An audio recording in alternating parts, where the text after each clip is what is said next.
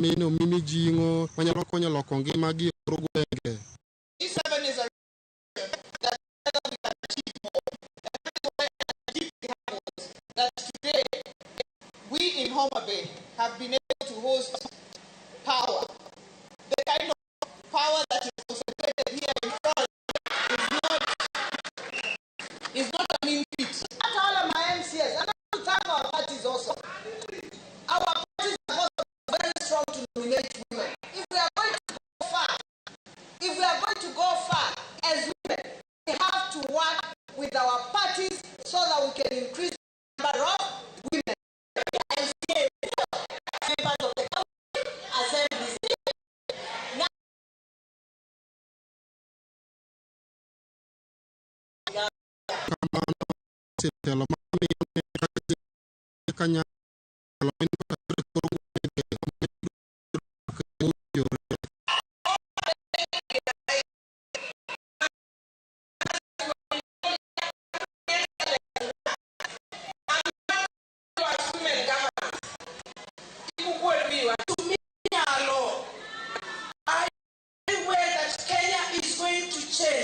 Because if you want to change a nation,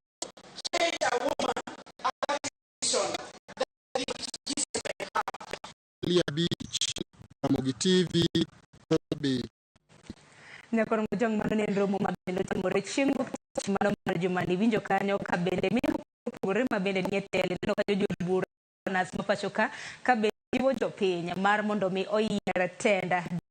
nyaka sani ne mine mabendo yiere lemo mar governance tere giro mongere ka G7 ka bende giwacho ni gibiro bedo ka giwuotho counties mopogore opogore mano kitera mar ombulu mondo mi med kwan mag okay mpaka bono entre kan problema nyalo de nyo ore tero kin machigne kama ina Sharon amor ni bono yes kendo wetu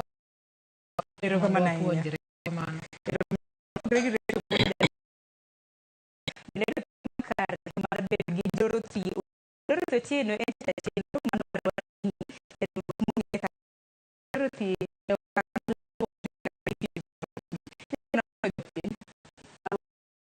ni amor que ubides mondo amedo mine gima timo pile to en gima ni jotindo masani waseyiero so dieni amor biro kai kabro kama na ina kidaro kuru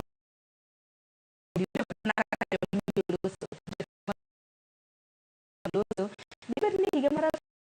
biro dibed ni wanyalo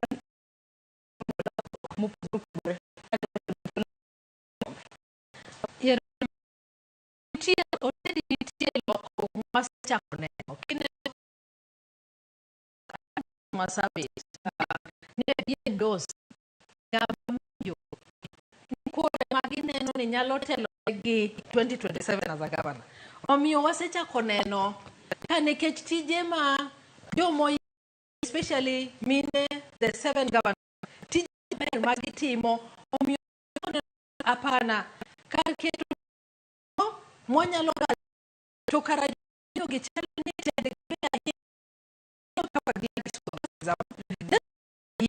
to waseneno makibo changes mama osekelo ne tuwa makade mahoma bay kata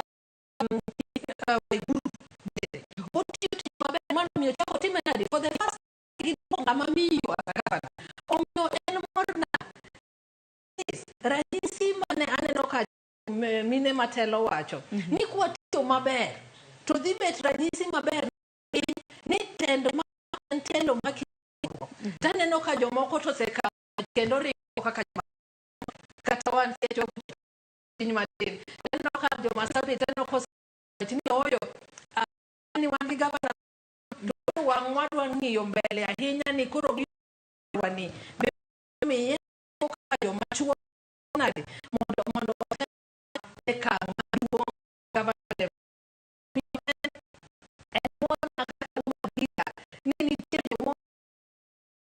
especially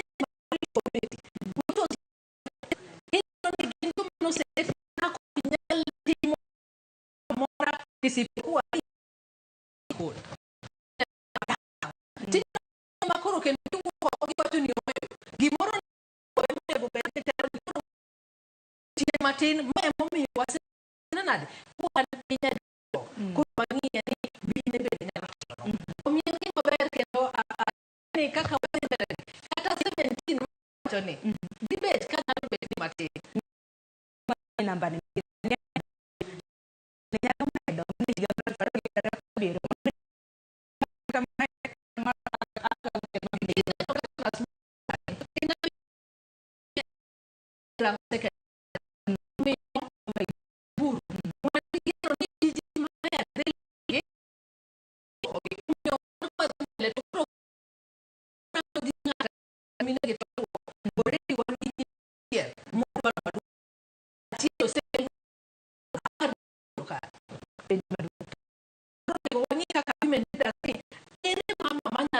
Siaya.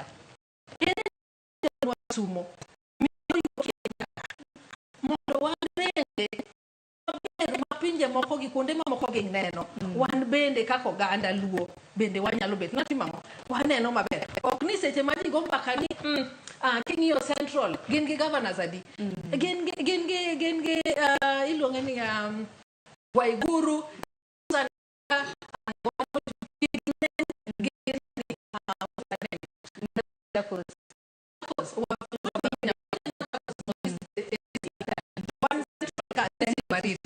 they have 4. One out of possible 4 counties. One country where you are, that is a right. To one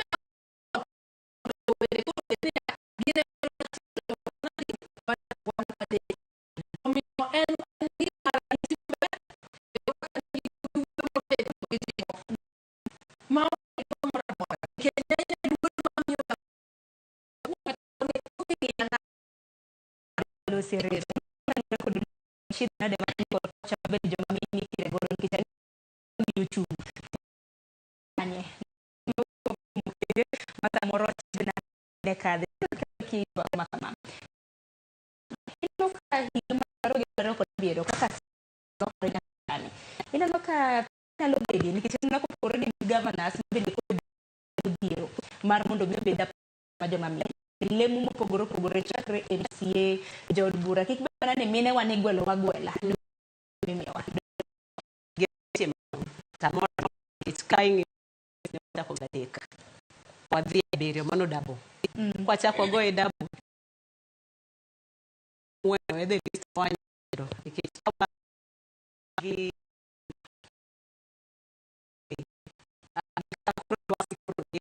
pani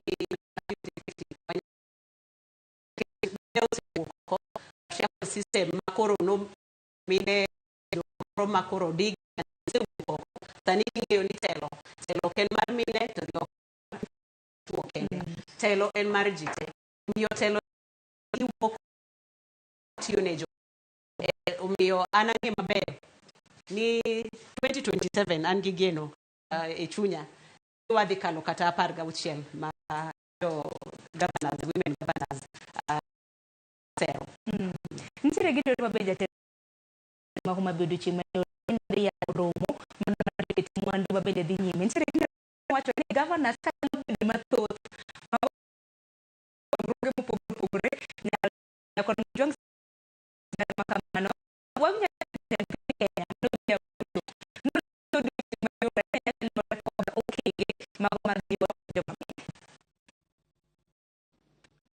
Kenya has told me we should seriously consider making these governors maybe women can go. I don't know how constitutional that is. So record penchik mapaka hivyo kama ni wacho kada tenpin ma uwo telo mara ni Kiswahili wacho ni mvua ni kwa neno kaka nyagre gi chuo kendo maber ne gik ma gidwaro gima wiki kata election ne dwa chuo ni gidwaro gidwaro omiyo nengo en ni wadhi kata mana gavana kae anya yudo olemo maduong' mogik mondo wata oganda neno pinje moriti kata to Tanzania dine ma gi hope to makelo geno okeno siasa ini timore gin gik moko ka nego di onge gimoro ni mondo ng'ato ni kinwa kendo oduma to oduma no omiyo owuoyo nikech en oneno yo kata Kenya kende lot of support mimiyo joma miyo mondo tayudre owuok e lela kendo wane ter bende chunga wacho ni it's a populist talking owacho ni ber ka seche moko bende oketo this as an affirmative action scheme. Yes, so onya bedo supported but like an affirmative action scheme and yeah strategy kaka ng'ama ker timo mondo wane ni mine kaka wakwayo mine mang'eny kana 16 mwakwayo oyudo kony ma gidwaro mondo gichop ok en mana ni iwuok idwaro laro kom gi joma chwo larara kom no wadu kaka nyocha waneno Kenya ne mama versus mama to any support government nyalo miyi kata political party ma miyi ngwech mamono miyi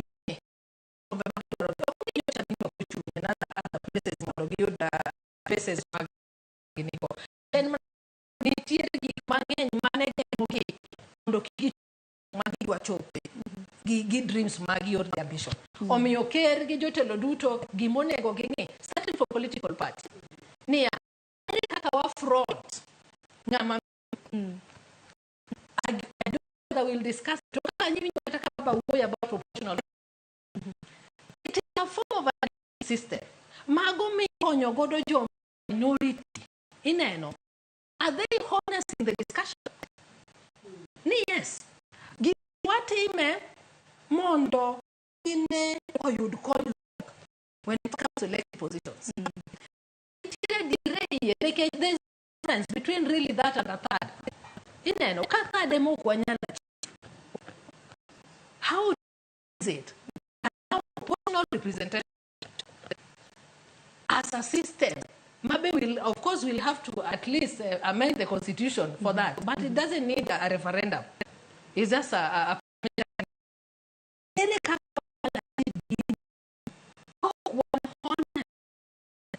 intentional hotel mara ni yes koro mo gi mbakwa to kiko koro woge mbakwa obed ni en policy no wacho ni political one give 47 counties for example ere kaka wanchu political party and man the candidates let me use my party as ODM and I'm fielding candidates over Kenya even 30 counties 15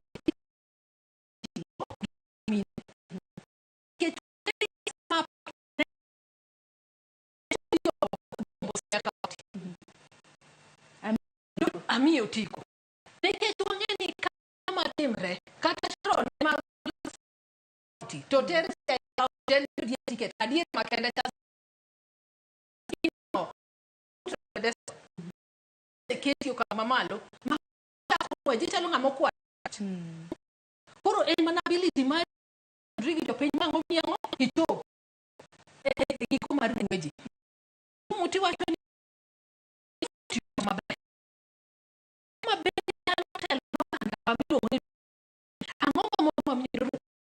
political party.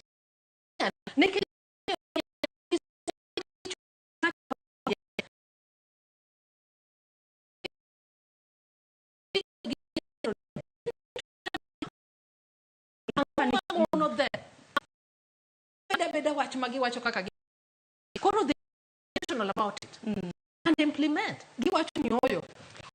list midhi ter mano proportional representation ne baba wuoyo nyoro cha ana doni kiko bede no dume bodu kacha ni baba the easiest to do this is to politics. Let's constitution and we go from majoritarian system manje wati to elect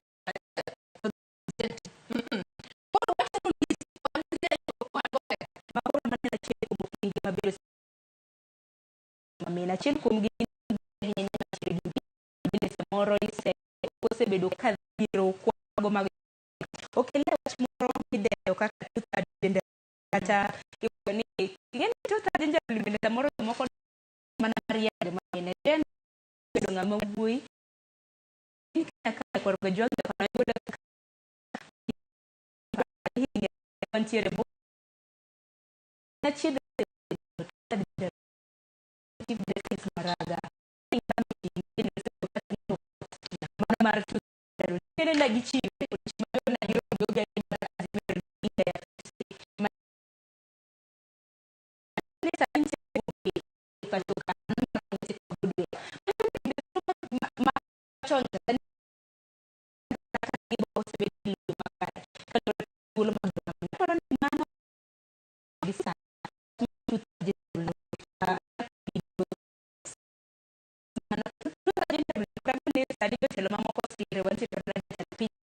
masa di ruto mabes bido kasiro dwar makamano inyo kuon magas yes on mag ngiro regina di bacha kan nagi kan mon kichista ton election to kudo chwewa ku kayo wat kudo nikech no gimani to ni ku bodi no makala nikech tie ikmone nyaka wate ayuda katiba nyaka ajiwo gibane nyaminwa maricho owacho kaka wuoyo on goodwill nikech political mawayudo pile ka pile en mar wuoyo gi kanyo tayie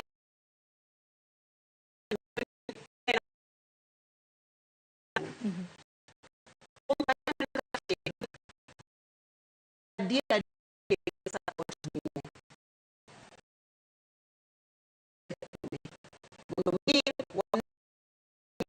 nitie nyota kan mo campaign shell presidential seats na is 50-50 wani ba wacho ni bombio minene wacho mako idhi mana roman doge kone makoro wadhi to minene kura kech ko maja telma ongeyo ne to kane Rolando cabinet nomako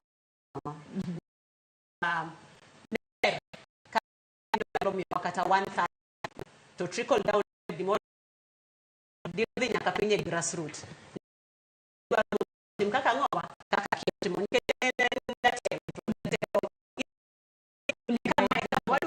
kaka what's that rule osebedo siasa de guberniti me lakini osebedo ka siasa waparo ka nitie gama kero wuon non barua ne ko wacho ni dwaro mondo wase parliament no me no working committee no bedo form to no biro ka gi recommendations koro kaka wan jok mantie civil society samo wani kaka ki ere kaka imiyo wanyaka recommendations to parliament en ensure ni measures koro kanyalo no power play of course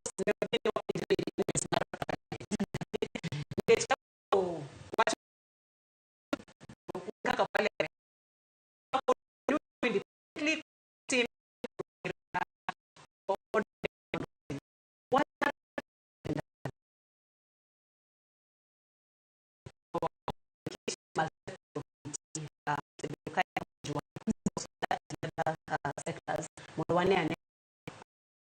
watni nyalo wanyata waen ti kod gi cha juma nyoro nyo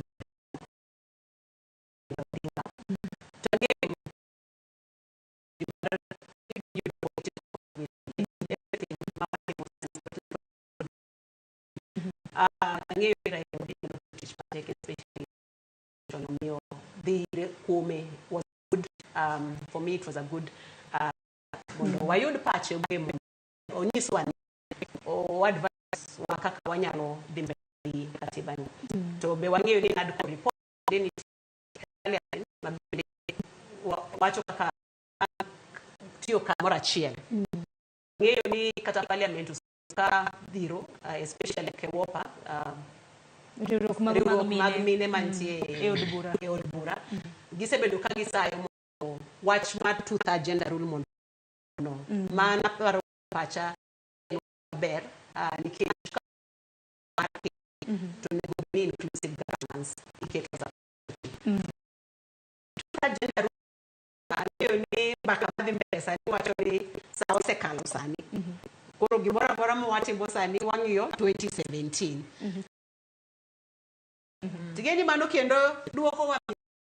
nikech paro maber ka ndaga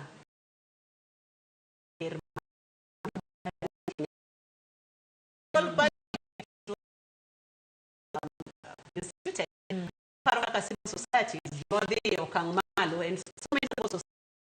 back up that process mondo when our parliament is gender responsive kane one feminine East Africa community kawasi wano mondo kaka wantie mondo wane kaka push that agenda mami yo 2/3 gender rule sa lokalo ni ati wachiegi o in the next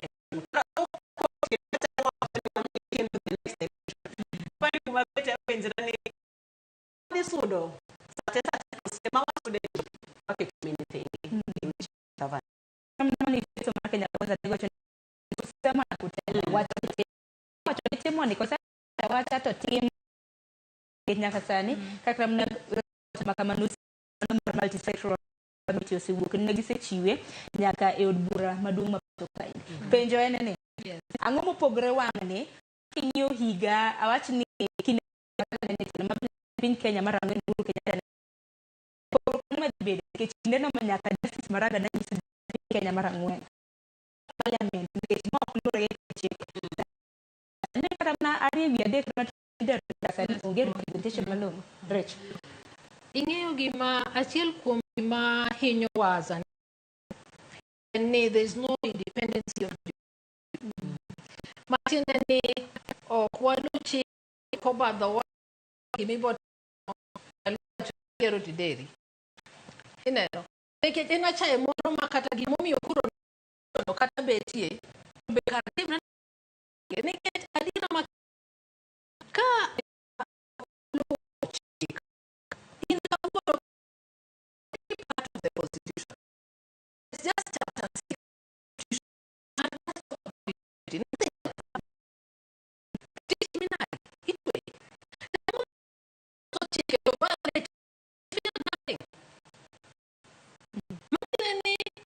judiciary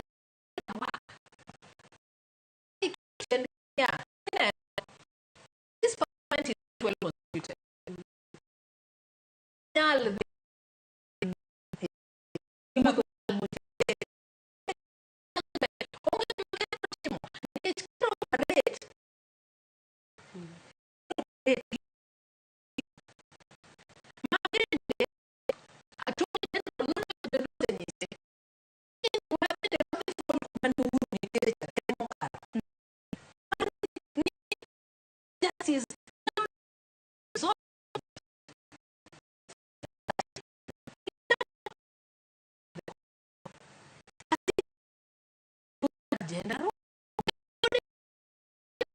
Slots. mine, you don't have to still in their court. Court party, good. Don't you know what I give advantages? Yes. Honesty. From there.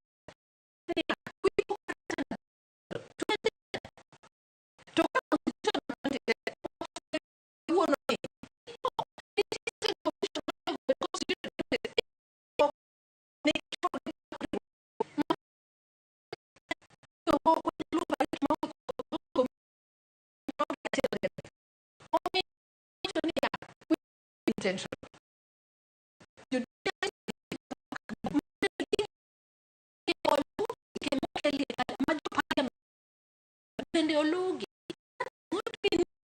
no exempted.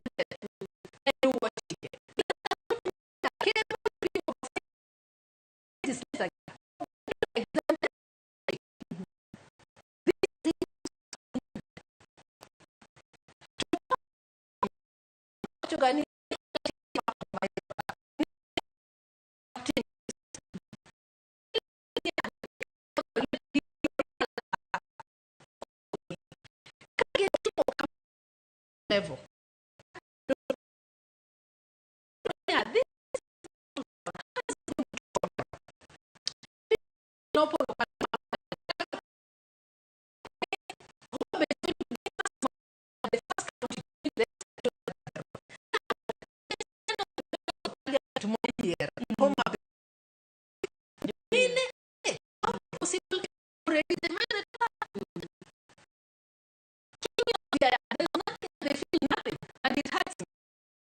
Woman.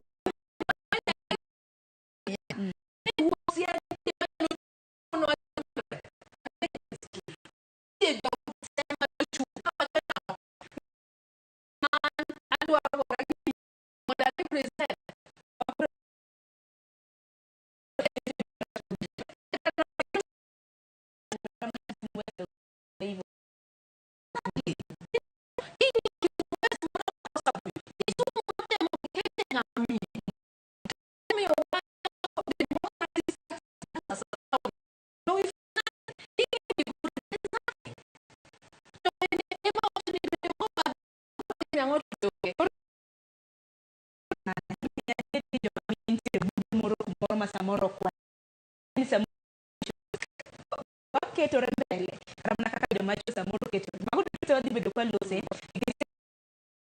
amen loti mar mondo mineno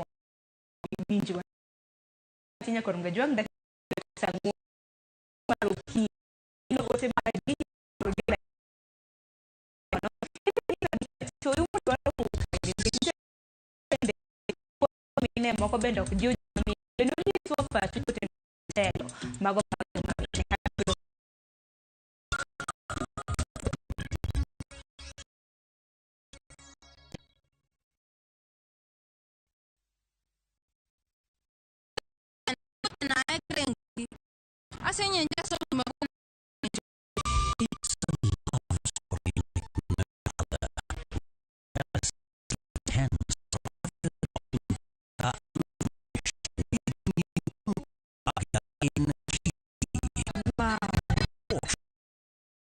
Does Pragya another man?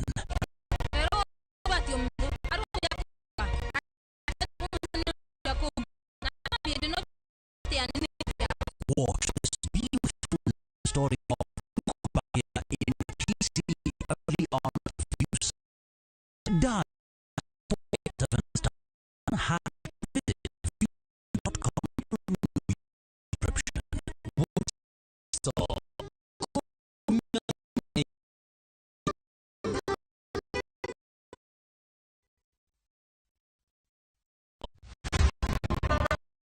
tuanze kadi sasa na cashless na pale na ile namba nisaidie tu na kwa simu kain para shirika bo no yang tena ile Ramogi nani kayo simbi kama ni marokomba si kata digital neno mali mai kain mata roho kwa kumba mali matatu mambo digital. To digital mouse kumba mondo ing'e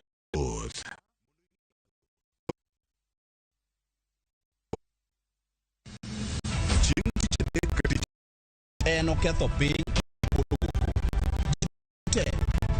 kare duto mane Ramogi TV biro ma gima uso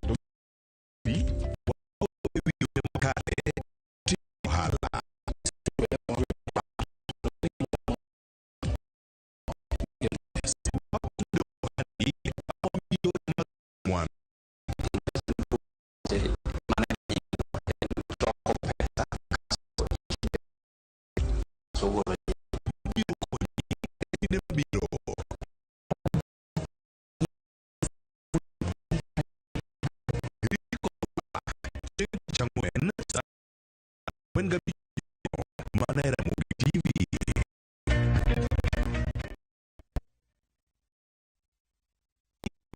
Nyakwa Ramogi Inji Maela Kaniloso Ogan Nikamegi Kalie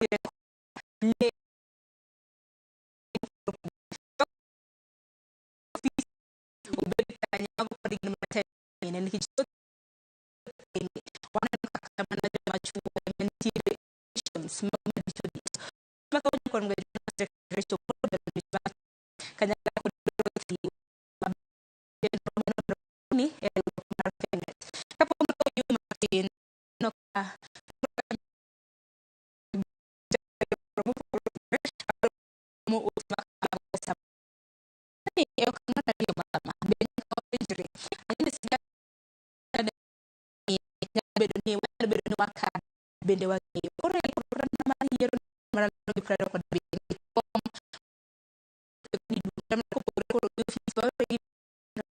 wadhi bedo kwa mulo be mine obede thuolo kana gibede ongala machal nade nikech joma mine chunka ana onge omenda matipeni chuo man kan dwa siwachgi ana poko kenda itu poko kendi wach koto no chago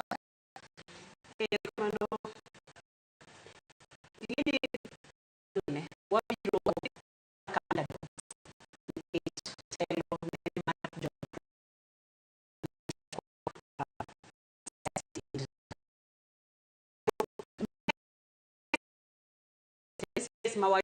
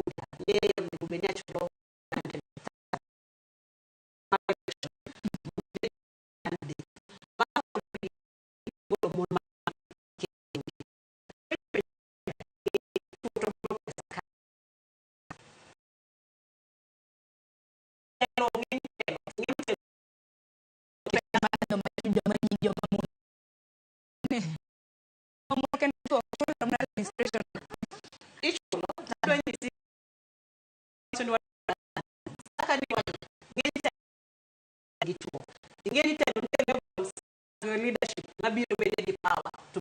bende gi pesa ema bedo mo doka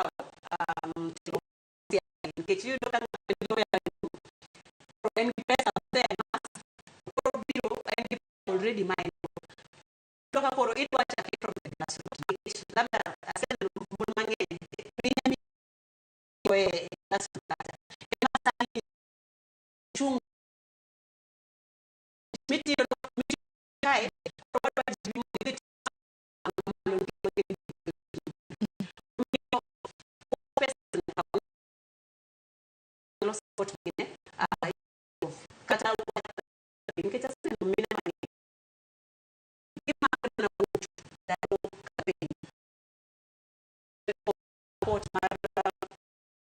resource campaign train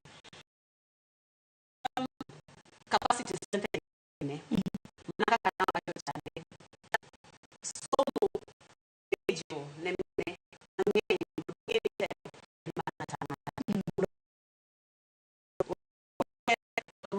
ready fight for actions capacity strengthening training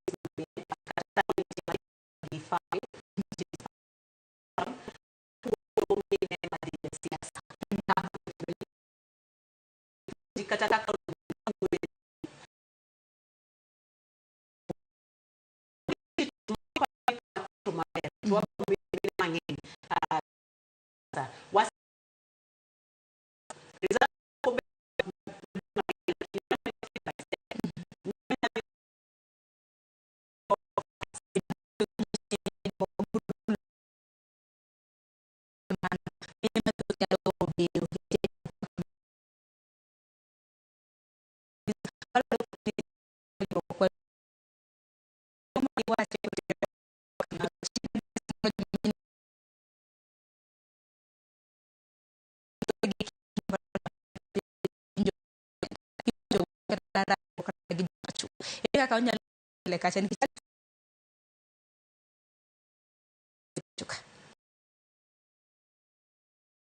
Mose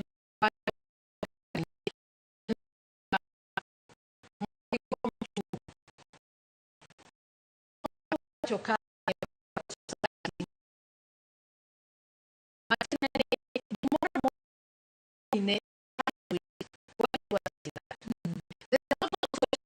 role impact society you don't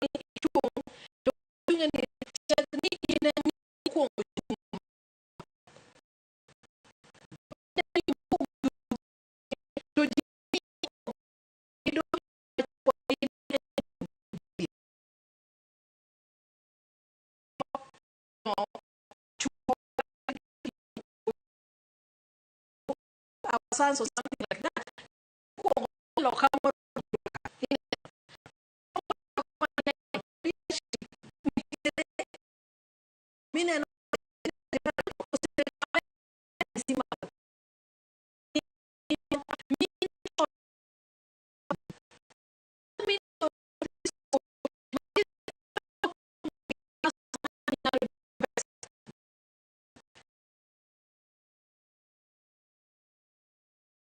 To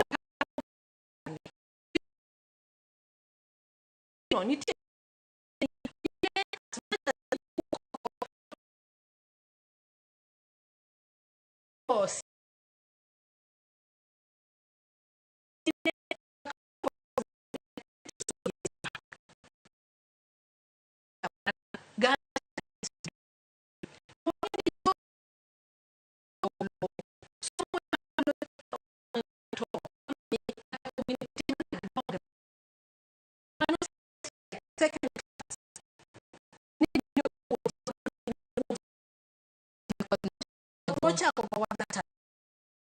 Face this out. Focus on what you need.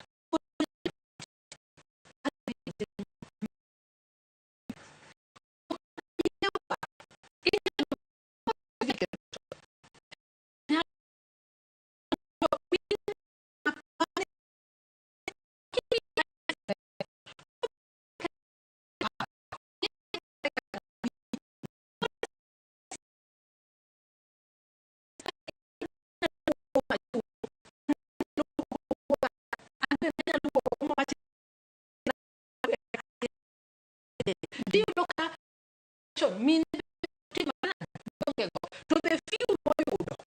I mean, look at them, information. The same for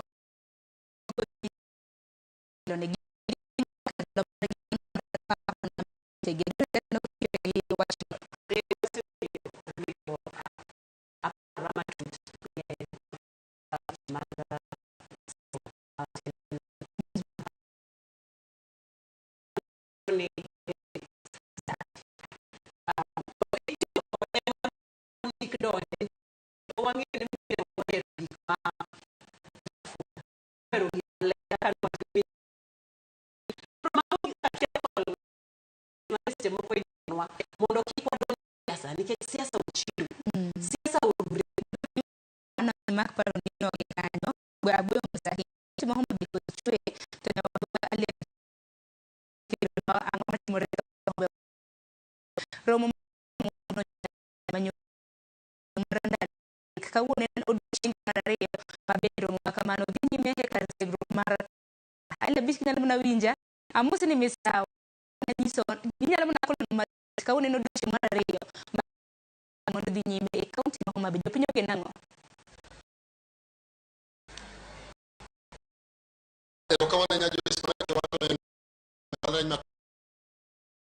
Kendo odiochieng' ma kawuono en odiochieng' mar romo manochakore odiochieng' neno piny masani en ni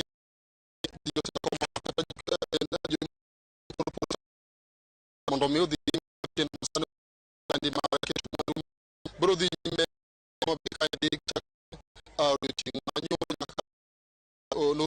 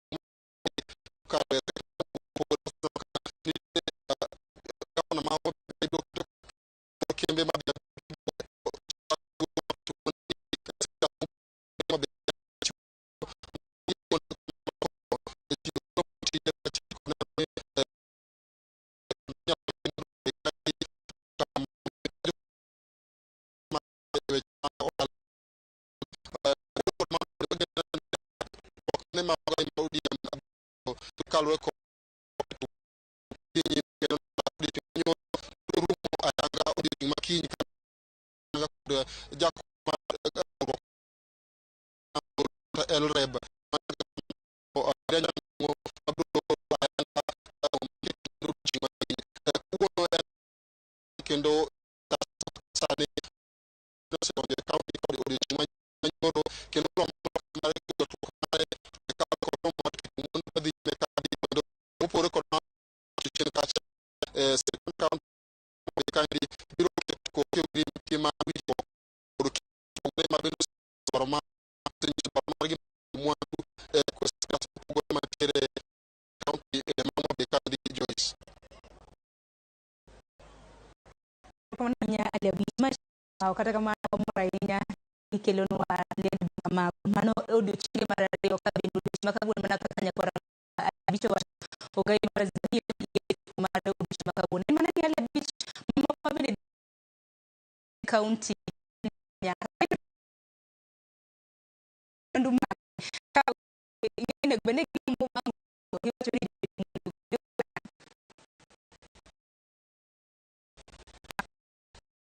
mana ke ndema ke chin mo keti ma joge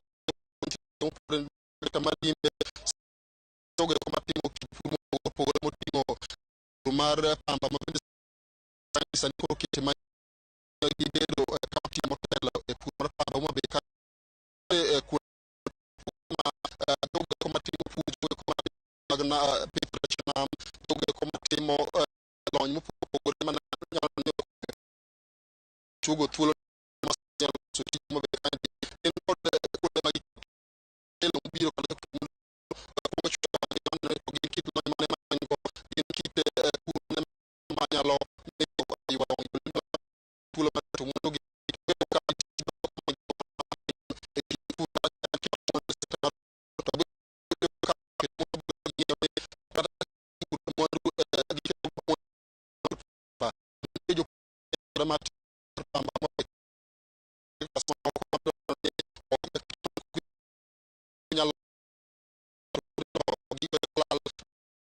okay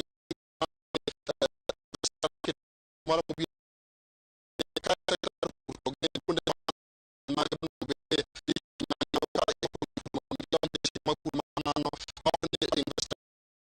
to bang onge to nyalo ka tulo ne do matimo pur mo pore ma bi kamano en do se no ka nyeni be kan kandi e man kata tamal duong mar nam lolwe wan gi keto mondo mo pore keto mondo gi dal mana ko timo tede ka ko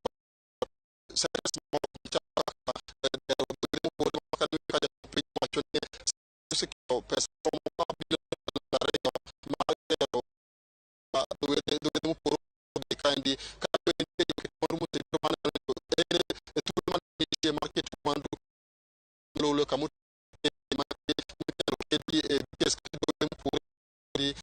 konyo e wang ka konyo lo tulo tije e jogo ma onge tije county ma ya ale bitu je makanya kumchuno ler makamano romarario ni dinyi mehe county ma homa binya par mojong ma be ale bich nene county de mano achel do kwado kedo kono romo sa beach mano maro nyango na chenro ma bile dinyi mehe ka mara tomra ngeni na ngado paro ma bene chwalo ko tene ko jiwo tendo mi na ko de paro ka poko dika tamdi Pero kamano a poda ma podo lo kan regi ko mane lo mi arrivo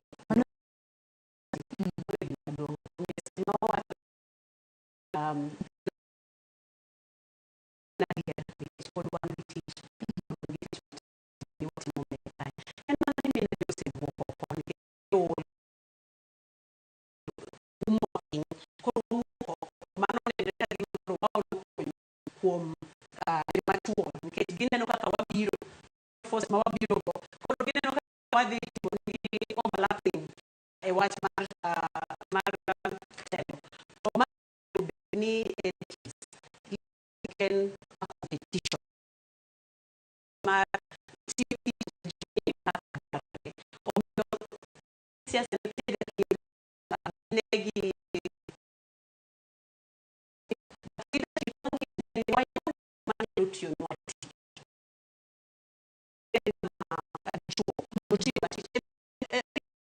wasiro wach te kiko advantage political party ma pore ka ni joka e mari county e mari kendo ni itie di matu yo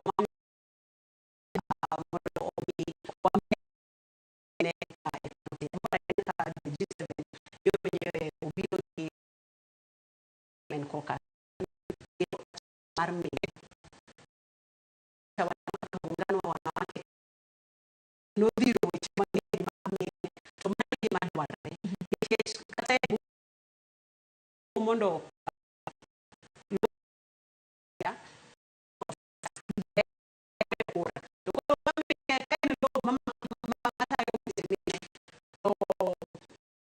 ni piny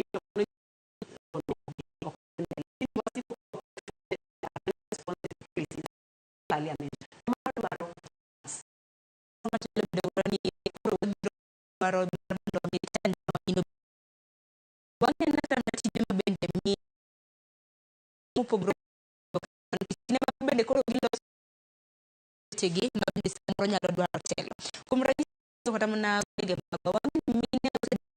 weche nyaka sini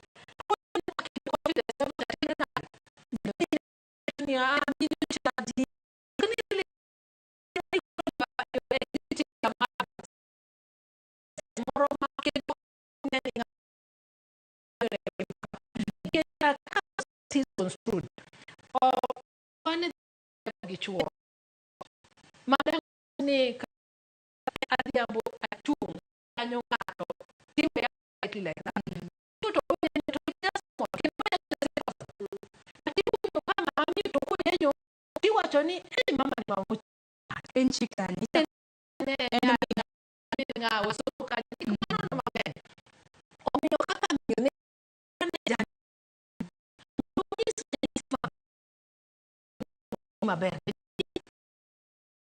in a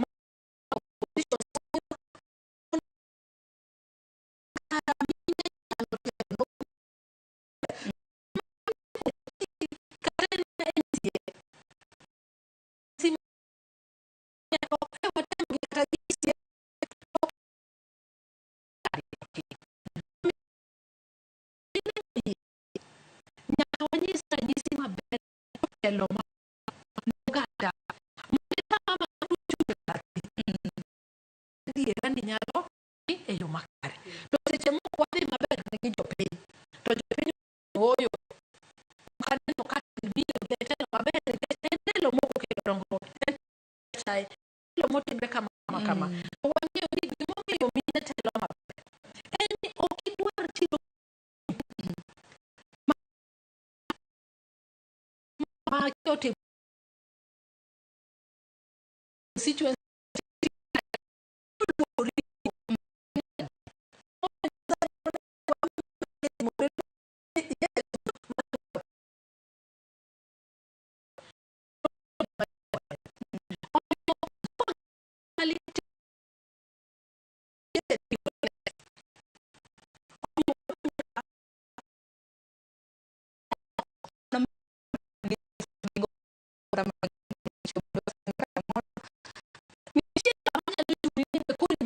ya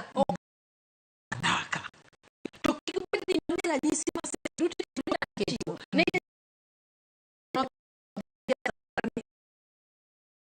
nigi kwoko bende ni inskio moro mama ni brad ongi yo kata ne withdraw ni ana mi digo kaka ni ko oyo mi dwa na no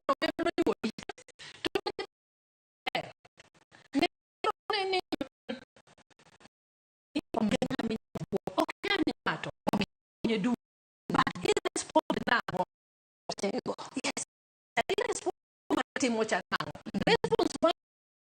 wacho ni ya Mungu na dua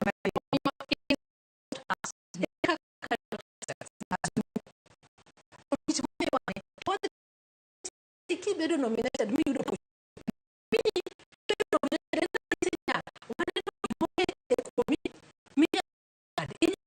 koro 5 years national muscle ina no koro iguri ni yoge go nemo wa net tigana mara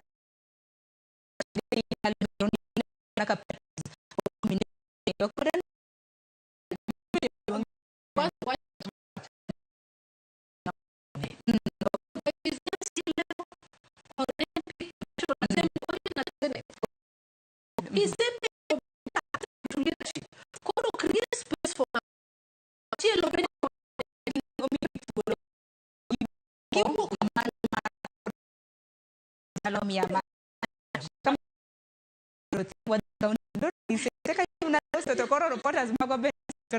makende na kwa mwedo ngade county mo Mombasa wanti regija from Marwa George Aoko George Mombasa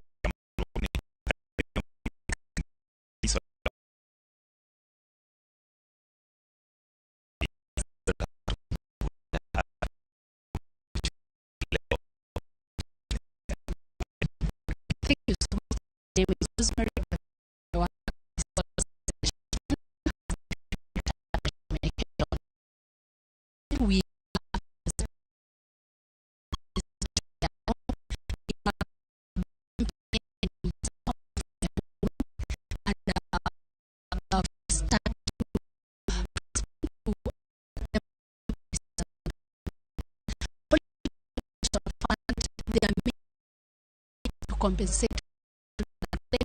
when an insurance goes under or the license is withdrawn. Then, of course, after that we raise the confidence of citizens in this country so that they can be able to participate. Why we are the we need to sensitize them because you realize they are the ones who have the and they are information. Yesterday we had and who are very considered in terms of the and they are high customers of today you can see we are having the two operators here with us. We have the chairman and other people who have also come so that and also these are problems as a government entity so that we see even how we can even solve the problem. Who are the intermediaries in the insurance. And on Friday, we'll be having